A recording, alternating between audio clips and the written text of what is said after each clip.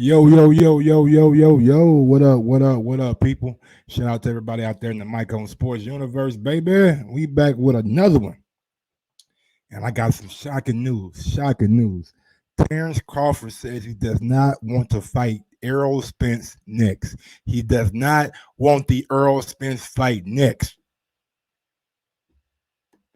Details to come, but y'all know what it is. Mike, drop that beat on him.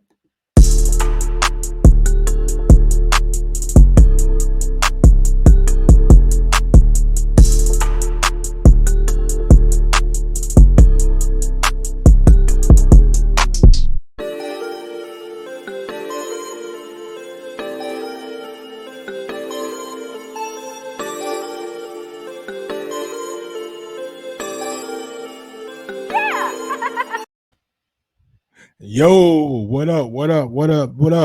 We back, man. We back. Shout out to my guy, barbershop conversation, you know what I'm saying? Fred having me on the show, man. I appreciate it, you know what I'm saying? Y'all go out there and support him. And don't forget, man, you can always agree to disagree, man. Everybody ain't got to be always on the same page. But with that being said, let's go ahead and get right into it. Terence Crawford sat down with Sports Illustrated Chris Mannix the other day. And he said he does not want to fight Errol Spence next. It's a lose-lose situation for him. Let that marinate. I know a lot of guys gonna be out there saying, "Oh, he's ducking Errol. He don't want that Errol smoke. If the fight was offered to him, why he doesn't want to fight him next?" Well, let's go ahead and get right on into it, man. Break it down and let everybody know the scoop. You feel me? Don't forget, if you're listening out there on YouTube, smash that thumbs up button. If you haven't already subscribed to the channel, please go ahead and do so. And let's go ahead and get into this Terence Bud Crawford story. This is done by Keith Iddick, so big ups to Keith Iddick for the article.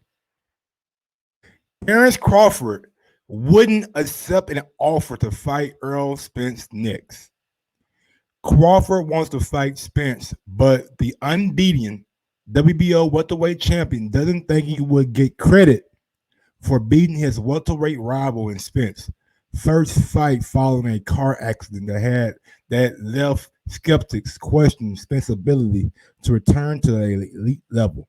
Spence suffered cuts to his face and dental damage in that one car crash, October 10th, which resulted in Dallas police charging him with driving while intoxicated.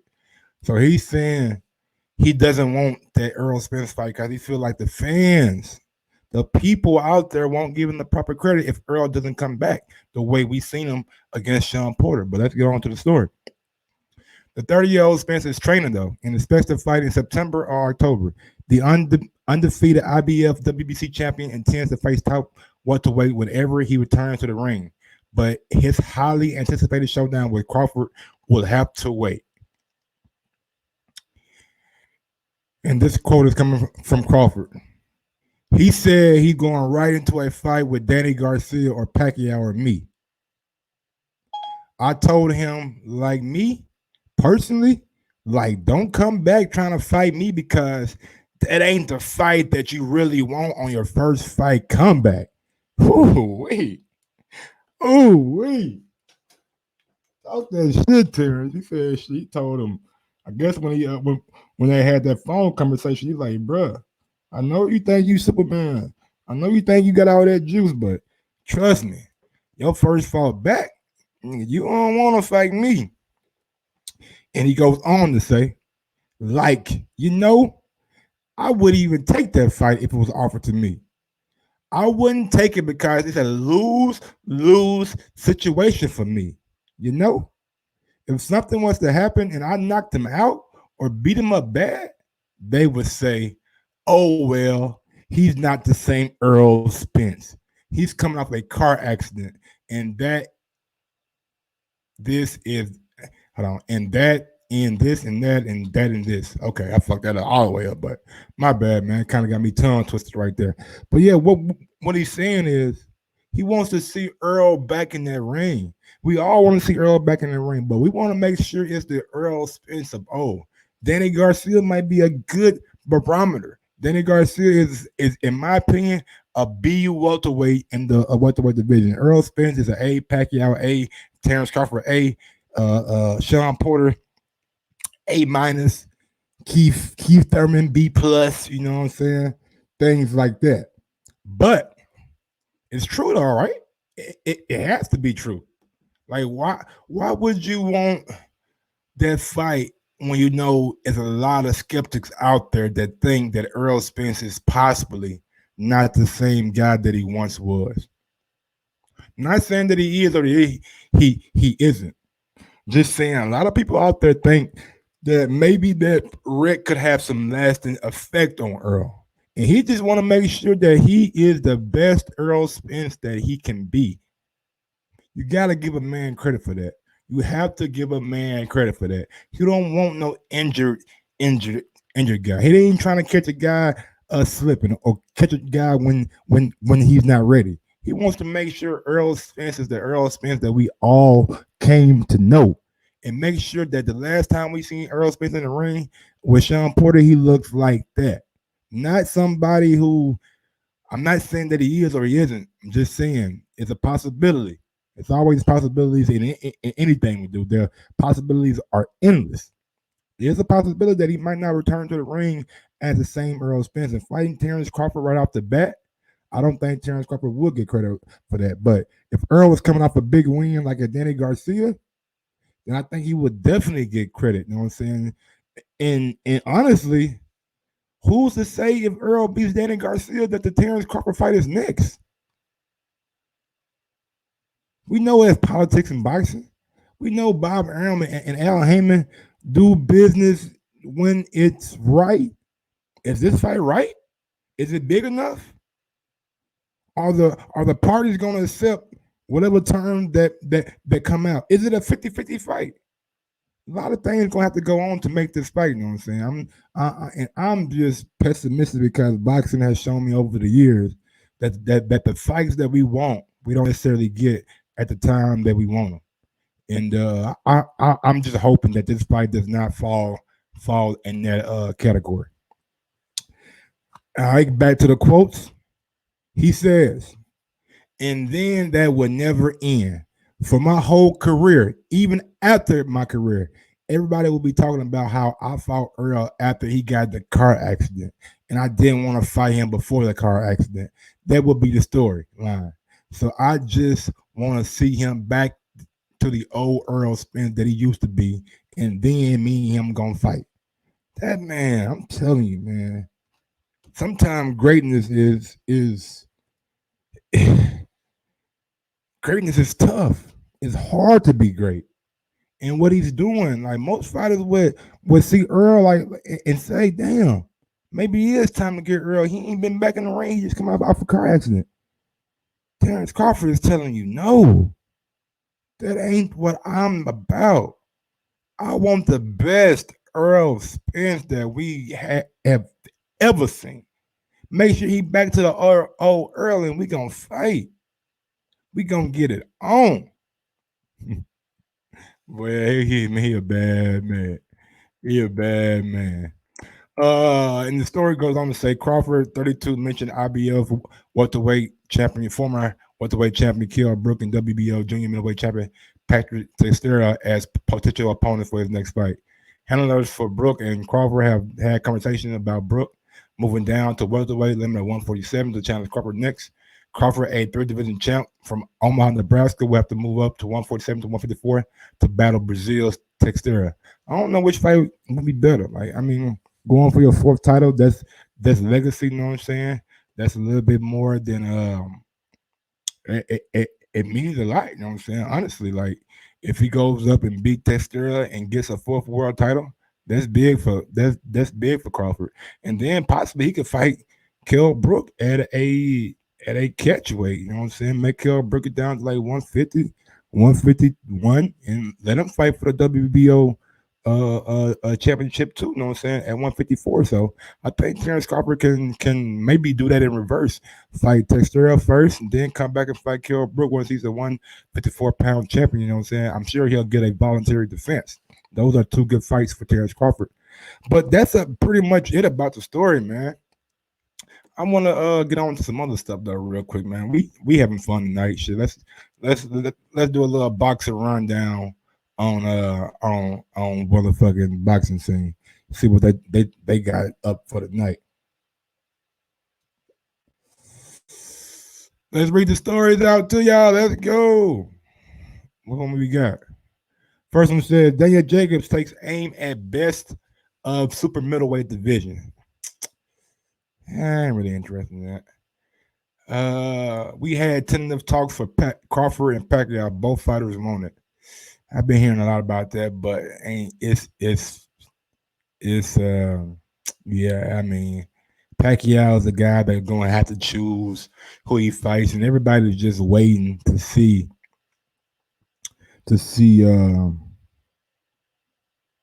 that materialize. You know what I'm saying? If materializes, it does. Pacquiao holds all the keys, and he's going to be in that driver's seat.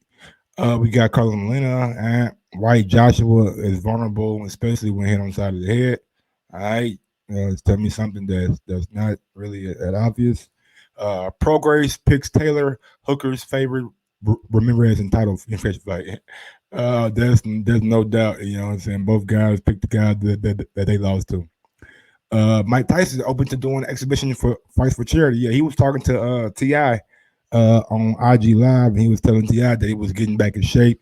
He was running for 2 hours. He do the bike, then he do the treadmill, then he do like 30 minutes of pad work so he can build up his stamina. I think it's a smart idea to see Mike Tyson back in the ring. You know what I'm saying? Doing like charity bouts, four round fights. You know what I'm saying? I think that'd be good for his popularity, and I think it would draw people to their ring. You know what I'm saying? I think people would want to see old Mike Tyson in the ring going against somebody. So I think it's definitely a good idea. Barry Hearn, blah blah.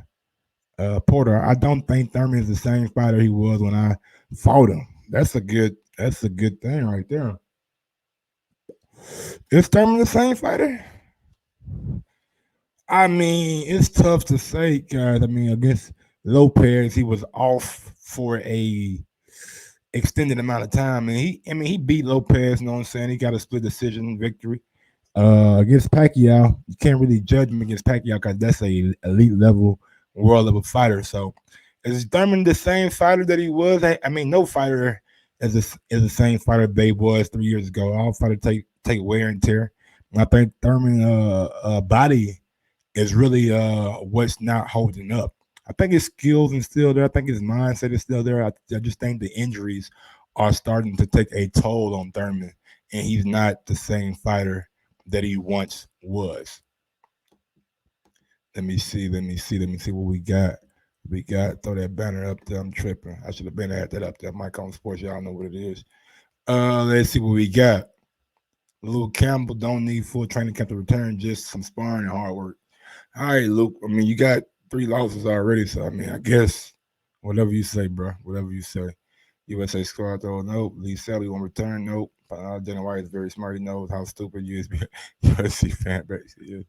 Why is man? Paulie is going, bro. Paulie went at man. Paulie had some comments about Pacquiao the other day that I thought was intriguing and interesting. He was like, when I started boxing, my first fight, Pacquiao was a world champion. When I got my first world title, Pacquiao was a world champion. When I retired from the sport of boxing, Pacquiao was still a world champion. And he was just insinuating that, maybe it's some things in Pacquiao's past that maybe didn't line up with the rules of boxing. You know what I'm saying? He was insinuating that Pacquiao maybe used some PEDs in the past, and I mean a lot of people have been speculating that because the guy moving up from 105 or whatever fuck it was to 147 to even 150 something to fight. Who he fight at that weight? I forget, but yeah, man, that's a lot of weight divisions to move up, man. Like I just don't understand how it's done. I know you started boxing young, but at the same time that's a steep hill. But I ain't really got no opinion about it. You know what I'm saying? I ain't got no proof. So if ain't no proof, then it's just talk. Now the Wilder got gift from first bout took beating in rematch. I wouldn't say he got a gift from the first bout. I thought the first bout was very, very competitive and very close. And with those knockdowns, he was able to, you know what I'm saying, get his draw. Maybe he even got cheated because of the extended count that Fury was allowed to get. Also, we got Fury's promoter Frank Warren says Wilder's ridiculous excuses are just pathetic. I don't think like the excuses. I mean, if you don't want a guy to say things about what happened, don't ask him the question, because then you get to disseminate and denigrate their damn answers. You know what I'm saying? So at the end of the day, third fight is gonna happen. We'll see what takes place in that third fight. You know what I'm saying? Then we'll get a clear picture, because a lot of people think Wilder is done. A lot of folks out there think Wilder is done and he's not gonna be back and he's not gonna be the same fighter. And if he loses to Fury again, his career is over with. He's been exposed. He's a fraud and all that shit. Just keep that same energy, please, man.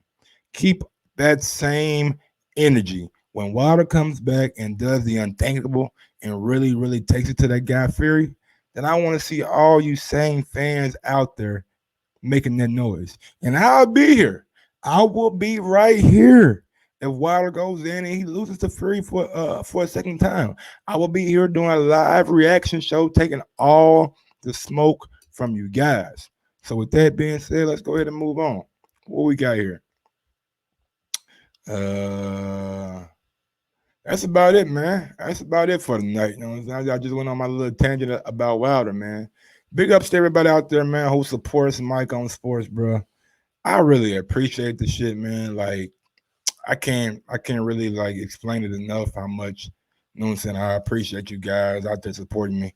I was looking at my future projections on Social Blade, and it just gotta stay down until we get up, you know what I'm saying?